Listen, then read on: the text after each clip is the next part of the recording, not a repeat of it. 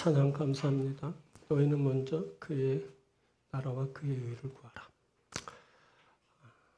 주님이 말씀하신 것을 곡조로 따라 함께 부르고 또 듣고 했습니다. 주의 나라와 의가 여러분들 가운데 이루어지게 되길 바랍니다. 말씀 보겠습니다. 말씀은 누가복음서 8장 22절부터 25절까지 말씀입니다. 누가복음서 8장 22절부터 봉독합니다. 하루는 제자들과 함께 배에 오르사 그들에게 이르시되 호수 저편으로 건너가자 하시매 이에 떠나 행선할 때에 예수께서 잠이 드셨더니 마침 광풍이 호수로 내리치매 배에 물이 가득하게 되어 위태한지라. 제자들이 나와 깨어 이르되 주여 주여 우리가 죽겠나이다 한데 예수께서 잠을 깨사 바람과 물결을 꾸짖으시니 이에 그쳐 잔잔하여지더라.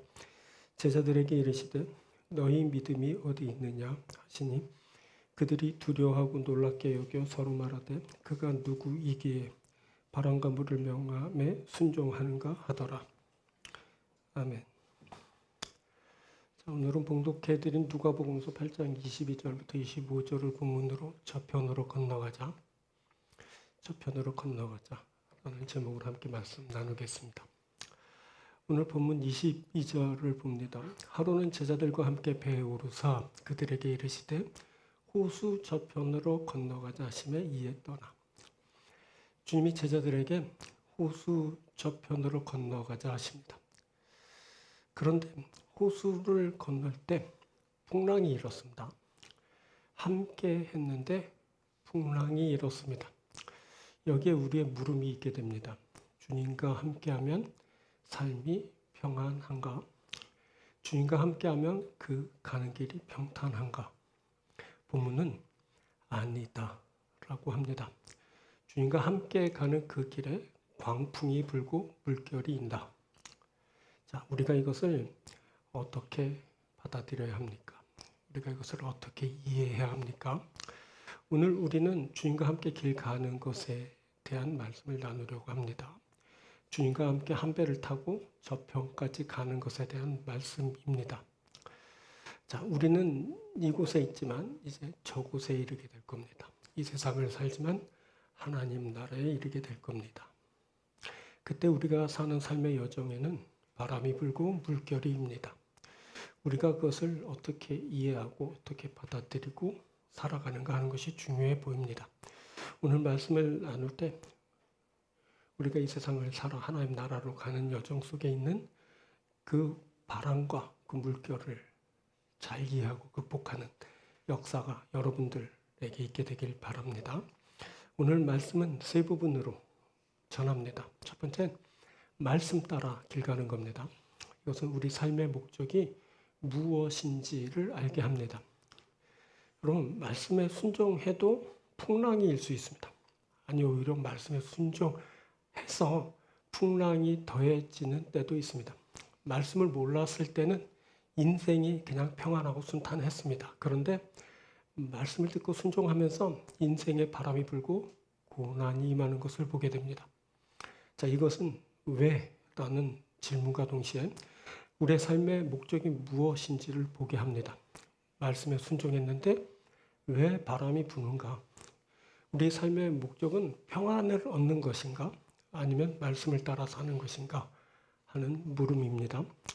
자, 본문 22, 23절을 보면 주님이 제자들에게 호수 저편으로 건너가자라고 하십니다. 제자들은 주님의 말씀을 따라 순종하여 저편으로 가는 배에 올랐습니다.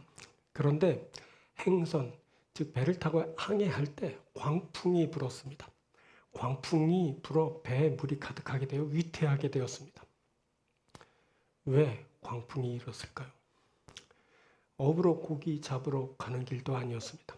개인적으로 놀러 가는 길도 아니었습니다. 예수님의 말씀 따라가는 길이었습니다. 예수님과 함께 사역하러 가는 길이었습니다. 그런데 그 길에 광풍이 일었습니다. 그 광풍은 배에 탄 모두를 위태하게 하였습니다. 왜 광풍이 일었을까요? 참 말하기 곤란합니다. 주님 말씀대로 행했는데 광풍이 불어닥치고 물이 들이닥쳤습니다. 주님 말씀대로 순종했는데 고난이 일고 환란이 불어닥친 겁니다. 그런데 이 곤란한 상황을 성경은 가감없이 다 기록했습니다. 그것은 성경을 읽는 독자들에게 무언가를 알리기 위함입니다. 무엇을 알리기 원한 걸까요? 이것은 무엇을 말씀하시는 걸까요? 자, 본문은 우리에게 아주 중요한 것을 말씀해 줍니다. 그것은 우리 인생에서 무엇이 중요한가 하는 것에 대한 것입니다. 중요한 것은 예수님의 명령을 따라 길 가느냐 하는 것이다 라는 것을 알게 합니다. 인생길 갈 때 광풍을 만나느냐 순풍을 만나느냐 하는 것이 중요해 보입니다. 하지만 광풍을 만나느냐 순풍을 만나느냐 하는 것보다 더 중요한 것이 있는데 그것은 주님의 말씀을 따라가는 것입니다. 사람들은 흔히 인생을 평탄하냐 험난하냐로 구분하길 좋아합니다. 하곤 합니다. 그리고 이것을 따라 인생의 성패를 나누곤 합니다. 그리고 더 나아가선 이것을 따라 그가 축복받았는지 여부를 판단합니다. 그 누군가 평탄한 삶을 살았다면 그가 성공한 인생을 산 겁니다. 또 순풍이 부는 삶을 살고 있다면 그가 축복받은 생을 살고 있는 겁니다. 그런데 이것은 세속적인 가치 구조로 판단된 개념일 뿐입니다. 세속적인 가치 구조로 보면 고난 없는 평탄한 삶을 사는 것이 성공입니다. 그 누군가 순풍이 부는 것과 같은 삶을 살고 있다면 그가 복받은 겁니다. 하지만 본문은 신앙인의 성공한 삶은 그것이 아니다라는 것을 말해줍니다. 신앙인의 성공한 삶은 순풍이 부는가 광풍이 부는가로 결정되지 않습니다. 그때 주님의 말씀을 따라 호수 저편으로 가는 배에 올랐을 때 광풍이 내리쳤습니다. 졸지에 배에 탄 모든 사람이 위태한 지경에 몰리게 됐습니다. 자, 이 상황을 세속적인 가치 구조로 판단하면 어떻습니까? 이들은 모두 저주받은 사람들 아닙니까? 이들이 무슨 죄를 지었기에 이런 상황에 처하게 된 것일까? 이렇게 생각하지 않겠습니까? 저들이 무언가 끔찍한 죄를 짓고 저렇게 심판받고 있다라고 생각하게 됩니다. 그런데 그 배에는 제자들뿐 아니라 주님도 함께 승선해 계셨습니다. 그렇다면 주님도 죄를 짓고 그렇게 심판받고 계신단 말입니까? 분명히 본문은 배에 탄 모든 사람이 위태하게 되었다라고 보도합니다.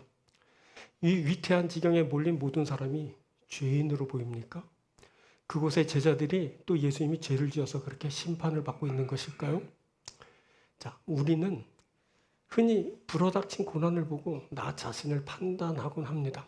내가 그렇게 끔찍한 죄를 짓고 이렇게 징벌을 받고 있다라고 생각합니다. 물론 그런 경우도 있습니다. 죄를 짓고 그 죄에 대한 대가를 치르는 겁니다. 그때 죄에 대한 인식이 있다면 회개하는 일도 있게 될 겁니다. 그러면 회개하여 하나님으로부터 주어진 새로운 삶을 살 수도 있을 겁니다. 자, 하지만 어떤 때는 죄책에서 벗어나지 못하는 경우도 있습니다. 그때 나는 이렇게 심판받아 이렇게 끝나는구나 하고 생각하게 됩니다. 그렇게 절망 가운데 심한 고통을 당하다가 그렇게 끝나는 인생도 있습니다.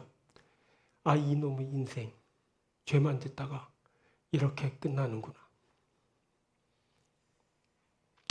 자, 모세는 히브리인이었지만 애굽의 왕자로 길러졌습니다. 하지만 그는 자신이 히브리인이라는 사실을 알게 되었고 자신의 동족을 괴롭히는 애굽인을 쳐 죽이게 됩니다. 살인자가 된 그는 미디안 광야로 도망하여서 살게 됩니다. 그 이후 그는 하나님이 그를 부르실 때까지 무려 40년이나 남의 양을 치며 그렇게 세월 보냈습니다. 그때 그가 얼마나 절망했을까요? 그때 그가 얼마나 자신을 내리치며 괴로워했겠습니까? 모세는 그곳 광야에서 자신의 삶이 끝나는 줄 알았을 겁니다. 그렇게 세월 보내다가 그렇게 무의미한 생을 마감하는 줄 알았을 겁니다. 그때 그는 절망 가운데 자신의 삶을 한없이 한탄하고 있었습니다. 1년, 여러분 2년이 아닙니다. 무려 40년입니다. 그가 그렇게 80 할아버지가 되었습니다. 그때까지 그는 하나님으로부터 아무런 음성도 듣지 못했습니다. 그는 메마른 광야를 바라보며 또 그 광야와 같이 메말라버린 자신을 바라보며 하염없이 눈물을 흘리고 한탄만 쏟아냈을 겁니다. 아, 이놈의 인생. 죄만 짓다가 이렇게 끝나는구나. 그런데 그것은 세상의 가치 구조로 바라본 그의 인생일 뿐입니다. 하나님이 그 메마른 광야에서 그를 위한 길을 준비하고 계셨습니다. 이제 부르심을 받은 모세는 하나님이 예배하신 그 길을 걷게 됩니다. 그 길은 하나님의 거룩한 백성을 애굽의 압제로부터 건져내어 하나님이 약속하신 그 땅으로 인도하는 것입니다. 모세가 하나님의 백성을 구원하는 그 위대한 일에 쓰임을 받게 되었습니다. 자, 우리의 생을 세상의 가치 구조로 바라보면 무의미하고 무가치하게 보입니다. 그때 우리는 하염없는 탄식과 눈물을 쏟게 됩니다.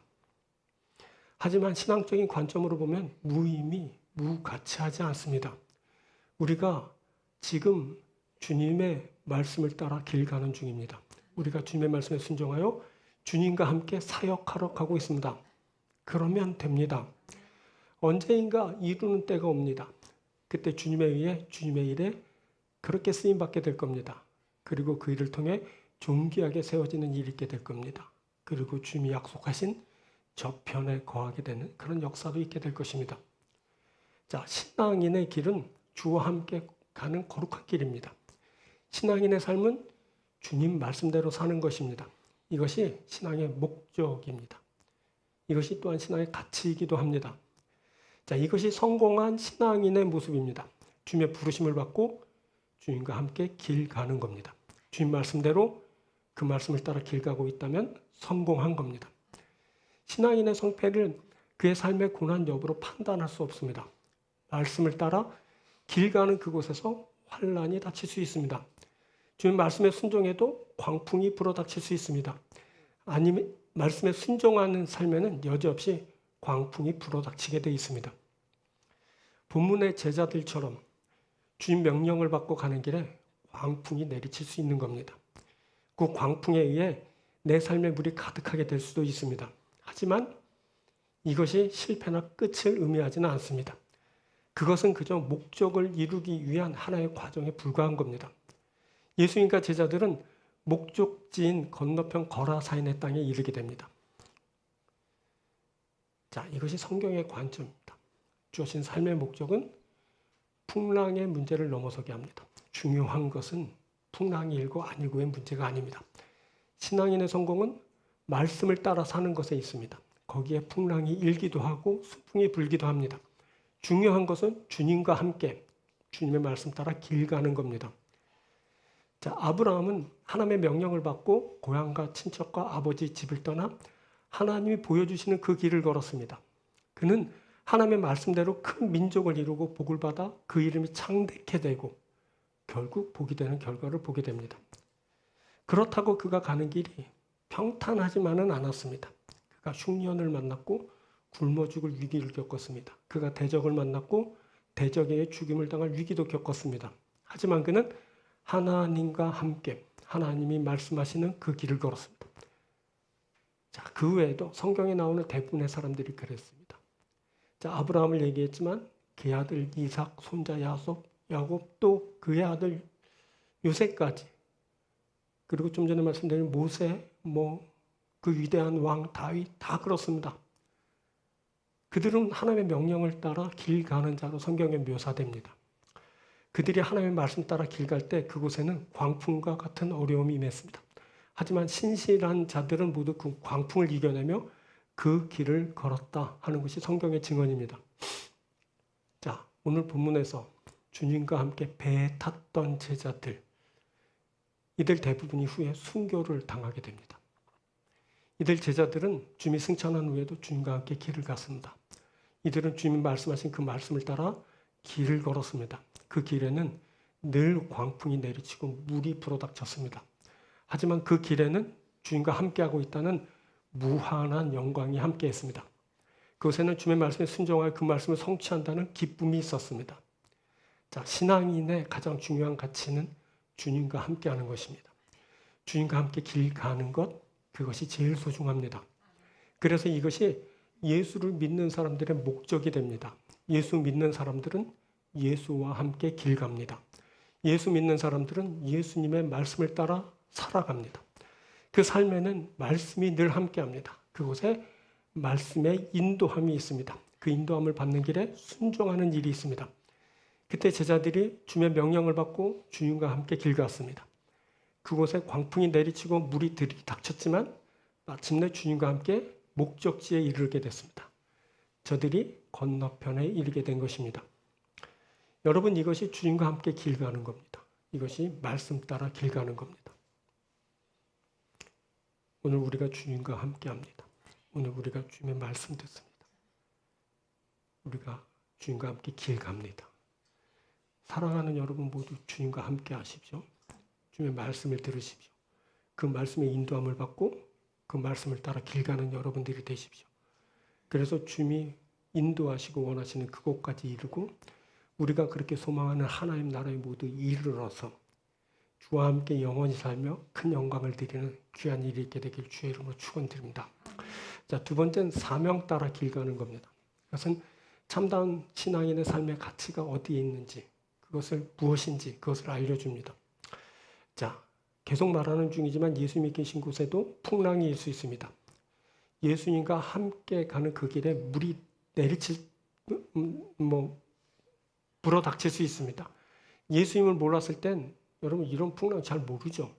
근데 예수님을 알고 섬기면서 삶의 풍랑이 일고 물이 닥치는 것을 보게 됩니다. 자, 이 일을 통해 우리는 우리 삶의 가치가 무엇인지 그것을 보게 됩니다. 그것은 내게 주신 사명을 따라 길 가는 겁니다. 자, 본문 22, 23절을 보면 주님이 제자들에게 호수 저편으로 건너가자라고 하십니다. 제자들은 주님의 말씀에 순종하여 저편으로 가는 배에 올라 함께 항해를 하게 됩니다. 자, 그것은 예수님과 함께 사역하러 가기 위함입니다. 예수님이 사역하실 때 제자들이 함께 했습니다. 그런데 문제는 그 사역의 길에 광풍이 불었다는 겁니다. 그 광풍은 예수님이 주무시는 그곳에 물이 들어닥치게 했습니다. 자, 어떻게 이런 일이 일어났을까요? 예수님이 사역하러 가시는 길입니다. 그때 예수님이 한가하게 즐기기 위해 그 뱃놀이 하는 것이 아닙니다. 이전처럼 깊은 데 그물을 내려 고기 잡으러 가는 것도 아닙니다. 호수 저편 거라 사인의 땅에 귀신 들린 자를 만나 그를 치유하여 주시려고 길 떠난 것이었습니다. 그런데 그 길에 광풍이 일었습니다. 그 광풍은 배 탄 모두를 위태하게 했습니다. 자, 이것은 사명하는 그곳에 광풍이 일 수 있다라는 것을 알려줍니다. 그리고 이것은 그 무엇보다 사명하는 그 일이 소중하다라는 것도 알려줍니다. 이것은 예수님과 함께 길 가는 자의 참된 가치가 어디에 있는지를 말해줍니다. 그것은 예수님과 함께 사명하는 겁니다. 이것이 예수님을 따르는 자의 참된 가치입니다. 그런데 많은 사람들이 이같이 생각하지 않습니다.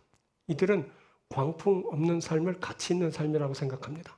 순풍이 불고 물결이 없는 그런 삶을 가치 있게 여기는 겁니다. 하지만 본문은 신앙인의 가치 있는 삶은 그것이 아니다라는 것을 말해줍니다. 신앙인의 가치 있는 삶은 순풍이 부는가 광풍이 부는가로 결정되지 않습니다. 그때 주님의 말씀을 따라 호수 저편으로 가는 배에 올랐을 때 광풍이 아주 심하게 내리쳤습니다. 그래서 배에 탄 모든 사람들이 위태하게 되었습니다. 이때 예수님과 함께 왜 배에 올라 그 길을 가게 되었는지를 잊게 됩니다. 광풍이 불어 물이 배에 들이닥쳐서 생명이 위태하게 되었기 때문입니다. 그 광풍은, 그 들이닥친 물은 저들이 왜 그곳에 있는지를 잊게 할 만큼 위력을 발휘했습니다. 왜 지금 배에 올랐고 그렇게 위험을 감수하면서 항해를 하게 되었는지 제자들은 다 잊고 말았습니다. 그때 예수님이 배에 올라 건너편으로 가자고 하실 때 제자들에게는 이미 그 위험이 감지되었는지 모릅니다. 그것은 저들의 대다수가 그 호수에서 그물을 내려 고기를 잡아먹고 살았던 사람들이었기 때문입니다. 그래서 이들은 언제 그 호수에 바람이 불고 언제 배를 띄우면 안 되는지를 잘 알고 있었습니다. 그런데 주님이 배를 띄우라고 하시고 배에 올랐을 때 건너편으로 가자고 하셨습니다. 보통 때라면 그때 배를 띄우는 것이 얼마나 위험한지를 설명했을지도 모릅니다.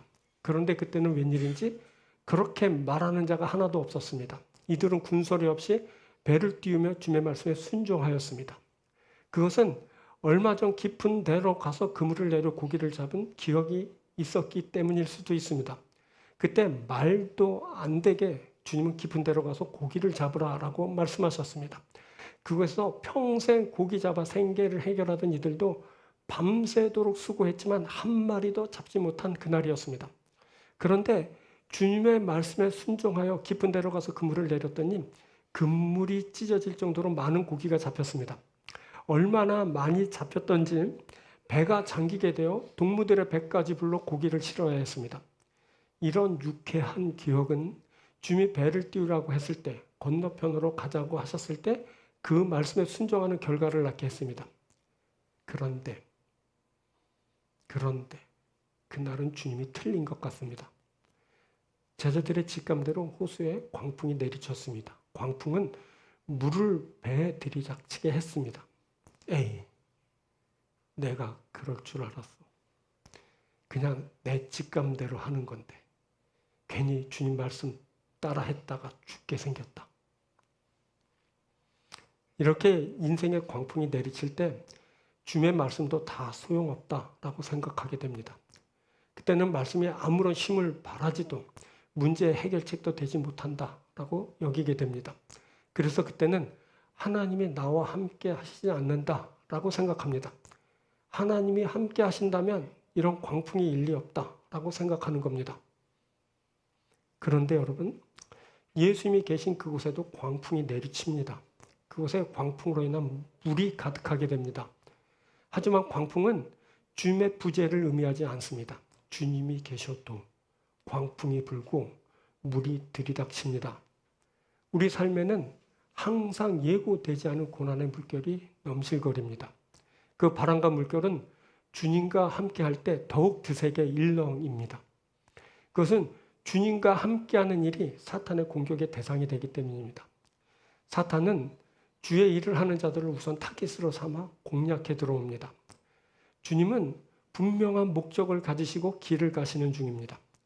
주님은 거라사인에 귀신 들린 자를 치유하시기 위해 배에 오르셨습니다. 여러분, 귀신은 영적 실체입니다. 이 영적 실체인 귀신이 예수님의 가시는 그 길을 방해합니다. 귀신은 예수님이 하고자 하는 일을 못하게 저주합니다.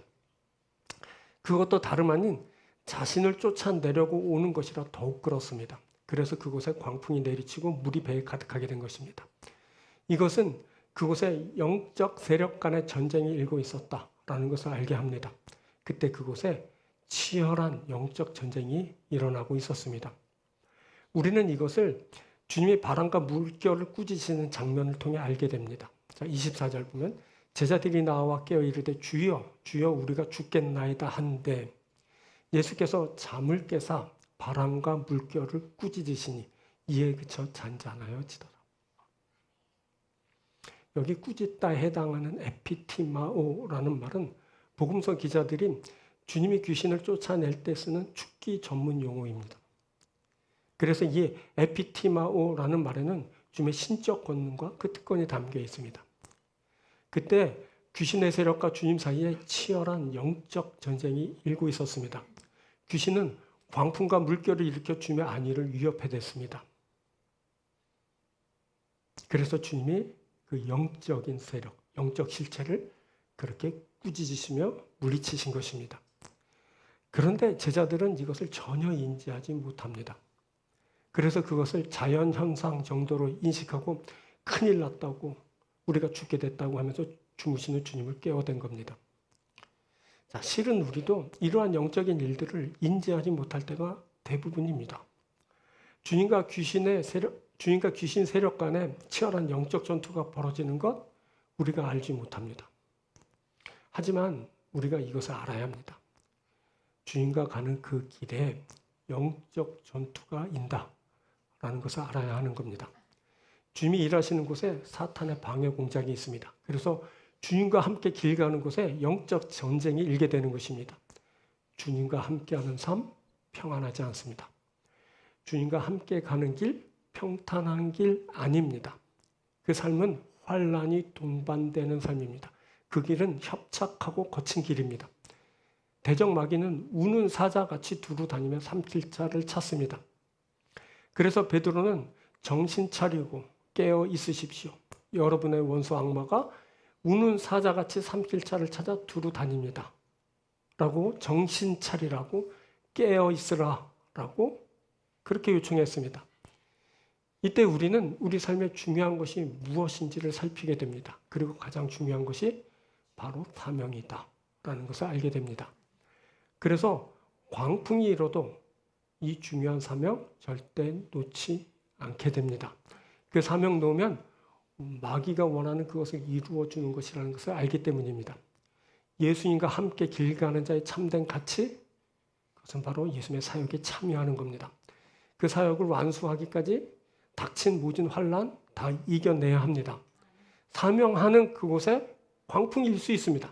그곳에 물이 들이닥칠 수 있습니다. 그래서 위태하게 될 수 있습니다. 죽을 지경까지 몰리게 되는 겁니다. 하지만 그럼에도 사명을 놓지 않는 것은 그것이 나의 참된 가치이기 때문입니다. 주님과 함께 길 가는 자는 주님의 사역, 이 귀한 일에 참여하는 자고 그 참된 가치를 이루는 사람들입니다.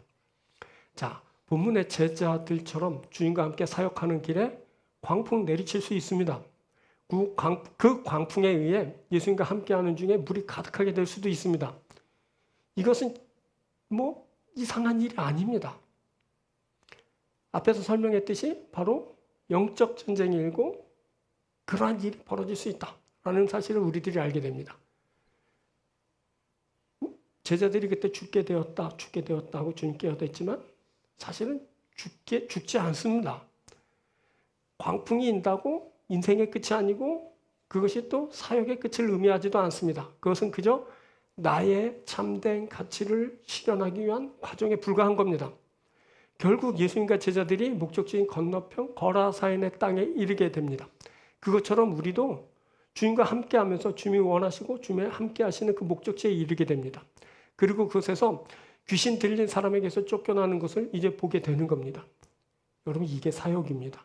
이것이 예수님의 사역이고 우리 사역입니다. 이 예수님의 사역에 함께 길 가는 자들, 그들이 그 사역에 참여하게 됩니다. 이들이 예수님이 귀신을 쫓아내시는 그것을 보게 됩니다. 자, 이 일을 위해 우리들이 영적으로 분별하는 것이 필요합니다. 하나님의 선하시고 기뻐하시고 온전하신 뜻이 있습니다. 이 하나님의 선하시고 기뻐하시고 온전하신 뜻을 구별하는 일이 있어야 합니다. 그래야 그 하나님의 선하시고 기뻐하시고 온전하신 뜻을 이루는 자가 되는 것입니다. 이 분별하는 일을 통해 그 세대, 이 세대에 본받지 않고 마음 새롭게 해서 변화받아야 됩니다. 그때 하나님의 선하시고 기뻐하시고 온전하신 뜻에 참여하고 그것을 이루는 자가 되는 것입니다. 그리고 그 일을 위해 영적 무장 필요합니다. 왜냐하면 영적 싸움이기 때문에 그렇습니다.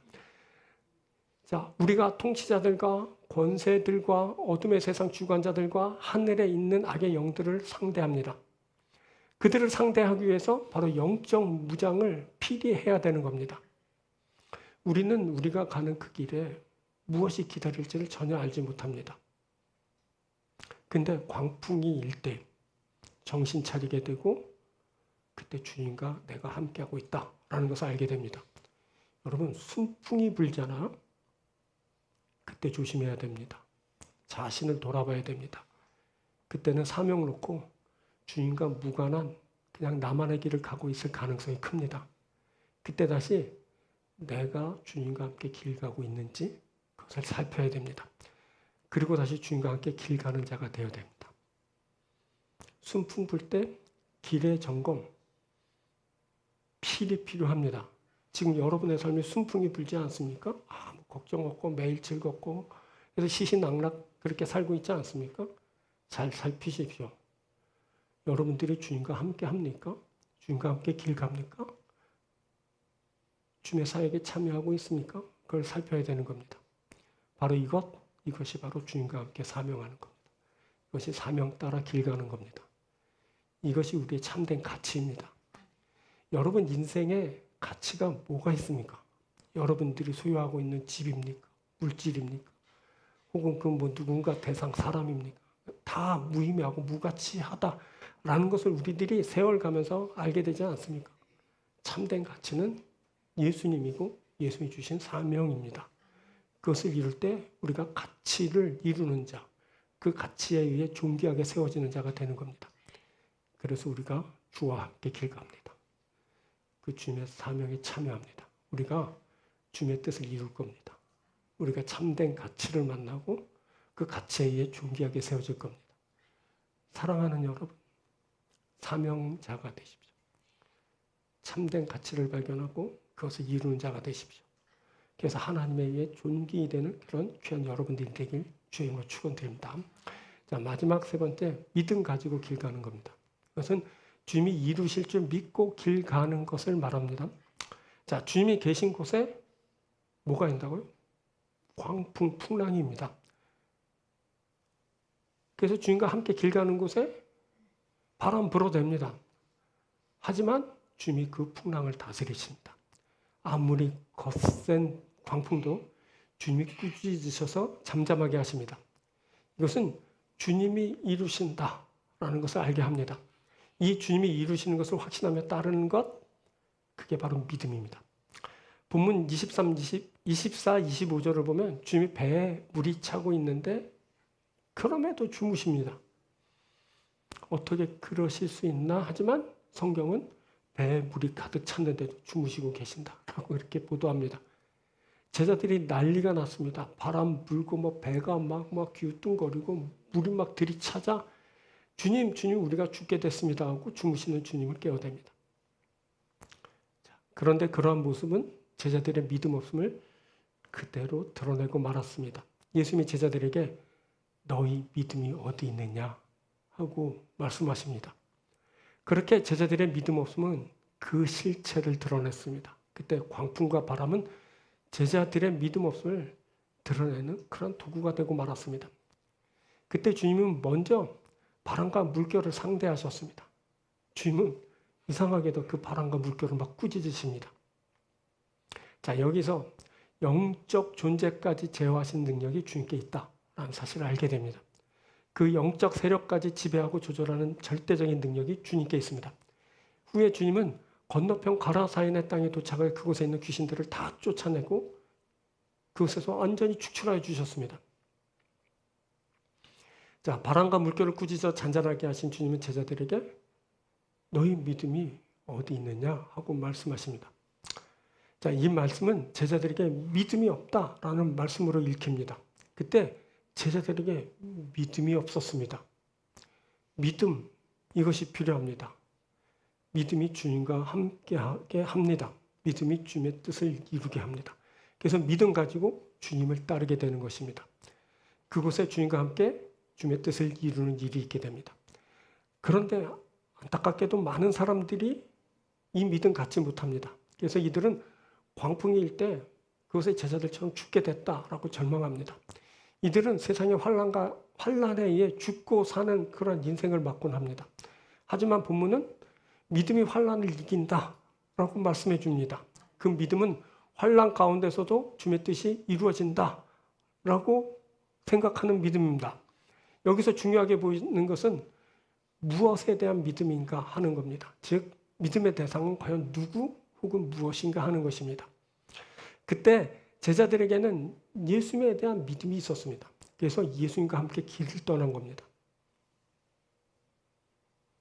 여러분, 믿음 없으면 주님과 함께 길 못 갑니다. 믿음이 있어서 그때 제자들이 주님과 함께 배에 올랐고 건너편으로 가자 했을 때 함께 건너편으로 가려고 시도하게 된 겁니다. 그리고 제자들은 풍랑이 일 때 무엇보다 먼저 주님을 찾았습니다. 이 모습 또한 믿음이 있어 보입니다. 주님을 신뢰하고 주님이 이 광풍과 물결에서 자신들을 구원해 주실 것을 믿은 겁니다. 그때 제자들에게 여러분 믿음이 있었습니다. 저들이 믿음의 대상인 주님을 찾았습니다. 실은 풍랑을 상대할 능력이 주님보다 제자들에게 있었습니다. 이들 중 대다수는 그 호수에서 잔뼈가 굵은 사람들입니다. 그래서 누구보다 그 호수에 있는 바람과 물결에 대한 성격, 그 해결책을 잘 알고 있었습니다. 그런데 이들이 주님을 찾은 것은 주님에게 자신들이 해결하지 못한 것에 대한 해결책이 있다라는 것을 믿었기 때문입니다. 보니까 제자들에게 믿음이 있었습니다. 믿음으로 주님과 함께 배를 띄워 길을 떠났습니다. 그리고 광풍이 일었을 때 믿음으로 주님을 찾아 해결책을 청했습니다. 이보다 더 잘할 수는 없어 보입니다. 그렇게 믿음으로 함께 길 가고 있었고 그렇게 믿음으로 어려움을 말하며 해결책을 구했습니다. 믿음이 있죠. 믿음 있는 자들이었습니다. 자, 그때 제자들에겐 주님이 함께 하시면 된다라는 믿음, 주님이 나서면 된다라는 그 믿음이 있었습니다. 그런데 이상하게 주님은 너희 믿음이 어디 있느냐라고 하십니다. 제자들에게 이르시되 너희 믿음이 어디 있느냐 하시니, 믿음으로 함께 길 나섰고 어려움일 때 믿음으로 주님 찾았는데 왜 믿음이 없다라고 하시는 걸까요? 그것은 제자들이 주님의 말씀에 대해서 완전한 믿음을 갖지 못했기 때문입니다. 자, 주님이 저편으로 건너가자라고 하셨습니다. 주님이 건너편으로 가자고 하시면 가게 되는 겁니다. 주님이 말씀하시면 이루어집니다. 예수님과 제자들은 건너편에 이르게 될 겁니다. 그런데 말씀이 이루어질 것에 대한 믿음이 제자들에게 없었습니다. 그래서 죽겠다라고 한 겁니다. 그때 바람과 물결은 저들의 생명을 위협할 정도로 거세게 일었습니다. 그때 제자들은 목숨을 잃을 것에 대한 위태로움에 사로잡히게 되었습니다. 주님, 지금 뭐 하시는 겁니까? 우리가 지금 죽게 된 것을 모르시나요? 이러다가 우리 모두 몰살하게 되었습니다. 이렇게 인생의 광풍이 내리칠 때 믿음의 한계를 드러내곤 합니다. 그때는 말씀이 힘없어 그렇게 사장되고 말 것이라고 생각하게 됩니다. 그래서 그때는 말씀이고 뭐고 이렇게 끝장날 것이라고 여기게 됩니다. 거세게 있는 바람과 물결의 모든 것이 다 잠식당하게 될 거라고 그렇게 판단합니다. 우리가 그래서 절망하고 주님 떠나고 말씀 버리고 신앙 버리고 그래서 그렇게 그냥 끝을 맞게 되는 거 아니겠습니까? 주님이 함께 가자고 하십니다. 함께 하나님의 나라에 이르자고 하십니다. 그런데 환란이 일고 그 바람이 불고 물결이 입니다. 그때 많은 사람들이 믿음을 잃게 됩니다. 세파를 당하면서 하나님의 나라에 대한 믿음을 상실하게 됩니다. 여러분, 주님이 건너편으로 가자라고 하시면 가게 되는 겁니다. 주님 말씀하신 대로 그 건너편에 있게 됩니다. 그런데 문제는 주님이 가시는 그 길에 광풍이 내리친다는 겁니다. 그곳에 광풍으로 인한 그런 물이 넘실거립니다. 그런데 여러분, 계속 말씀드려요. 광풍은 끝을 의미하지 않습니다. 주님이 계셔도 광풍이 불고 물이 들어 닥치게 되는 겁니다. 우리 삶에는 항상 환란의 바람이 붑니다. 그 고난의 물결이 넘실거립니다. 이 바람과 물결은 주님과 함께할 때 더욱 드세게 일렁입니다. 그것은 주님이 하시고자 하는 일을 방해하는 공작이다 라는 것을 말씀드렸습니다. 마귀는 주님의 뜻이 이루어지지 못하도록 끊임없이 그렇게 방해하고 딴지를 걸어댑니다. 하지만 주님의 뜻은 중단됨 없이 진행됩니다. 그리고 결국 그 뜻은 이루어집니다. 이것을 믿는 것, 그게 바로 믿음입니다. 주님의 뜻이 이루어질 줄 믿는 겁니다. 주 하나님의 뜻은 하늘에서와 같이 땅에서도 이루어집니다. 주님과 함께 길 가는 자들이 이것을 믿어야 합니다. 말씀에 순종하는 이유는 말씀에 대한 믿음이 있기 때문입니다. 주의 말씀이 어떤 일을 만나도 이루어지게 된다라는 것을 믿기 때문입니다. 그래서 그렇게 길 떠난 겁니다. 그래서 그렇게 순종한 겁니다. 그래서 우리가 그렇게 길 떠난 겁니다. 그래서 우리가 그렇게 순종하면서 살고 있는 겁니다. 그렇다면 말씀이 이루어질 때까지 순종해야 됩니다. 그것이 믿음입니다. 그것이 말씀에 대한 믿음입니다. 그런데 가다가 풍랑과 물결이 인다고 두려워하며 죽겠다고 한다면 그것은 믿음이 부족한 겁니다. 그래서 주님이 너희 믿음이 어디 있느냐라고 책망하신 겁니다. 이때 주님이 말씀하신 믿음은 그냥 길을 떠난 정도의 믿음이 아니라 위태하면 주님을 찾는 정도가 아니라 주님이 말씀하신 것은 반드시 이루어진다라고 확신하는 그런 믿음입니다. 그때 제자들이 믿음 없었습니다. 죽게 됐다고 막 주님 깨어댔습니다. 여러분, 사명 수행하는 과정에 풍랑일 수 있습니다. 그럼에도 그때도 우리는 믿음으로 반응해야 된다라고 말씀하시는 겁니다. 우리는 주님의 말씀 믿고 인생길 갑니다. 주님께 우리 인생 다 걸었습니다. 말씀에 우리의 인생을 다 얹어놨습니다. 그렇다면 믿고 그 길을 끝까지 가야 됩니다. 중단됨 없이 가야 되는 겁니다. 하나님 나라에 이르도록 순종하면서 그렇게 길 가는 겁니다. 풍랑 잃어도 주님의 말씀이 이루어질 줄 믿고 그렇게 길 가는 겁니다. 여러분, 이것이 주님과 함께 길 가는 겁니다. 이것이 믿음으로 길 가는 겁니다. 우리에게 어려움이 많습니다. 풍랑이 일죠. 고난이 있고 죽을 것 같고 이렇게 끝날 것 같고 허망하고 막 이루 말할 수 없는 슬픔이 찾아옵니다. 저도 그렇거든요. 얼마나 삶이 허망한지 모르겠어요. 얼마나 힘든지 모르겠습니다. 매일 죽을 것 같고 매일 눈물 나고 한숨 나옵니다. 에이씨, 다 포기해버릴까 보다. 이런 생각 듭니다. 그냥 목사 안 하고 나가서 택배 일할까? 이런 생각도 듭니다. 왜 안 그렇겠습니까? 매일 죽게 생겼는데. 매일 고통스럽고요. 절망스럽습니다. 하루에도 몇 번씩 넘어집니다. 그럼에도 제가 이렇게 여러분들 앞에 말씀을 전할 수 있는 것은 주님과 함께 길 가고 있는 중이기 때문입니다.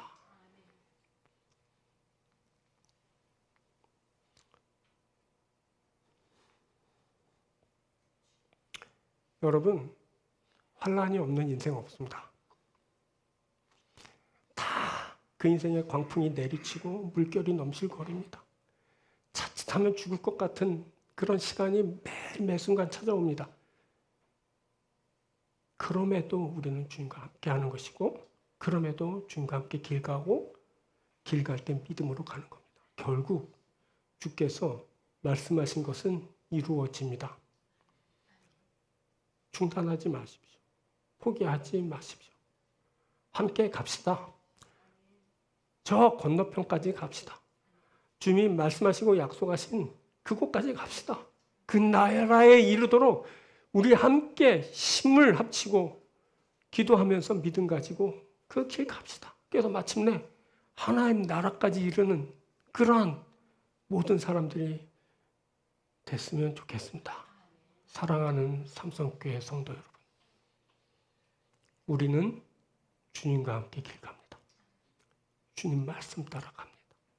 우리는 주님과 함께 주님이 말씀하신 그곳에 이를 겁니다. 그곳에 있는 그 마귀의 귀신의 세력을 다 쫓아내고 온전히 주님 앞에 생명을 얻고 존귀한 자로서 세워지고 귀한 삶을 살게 될 줄 믿습니다. 우리가 주와 함께 믿음 가지고 갑니다. 할렐루야. 말씀 맺겠습니다. 자, 말씀을 따라갑니다. 이것은 우리의 목적이 어디 있는지를 알게 한다 했습니다. 우리는 사명 따라갑니다. 이것은 가치가 어디 있는지를 보게 한다 했습니다. 믿음 가지고 간다 했습니다. 결국 이루시는 분이 하나님이시다. 우리 주님이시다라는 것을 알게 합니다. 이 말씀 오늘 여러분 잘 기억하시고 건너편 저편까지 가자 하신 주님의 말씀을 따라 그 길을 가고 마침내 그곳에 이르고 아주 귀한 그 뜻을 이루는 귀한 여러분들이 되길 주의 이름으로 축원드립니다. 기도하겠습니다.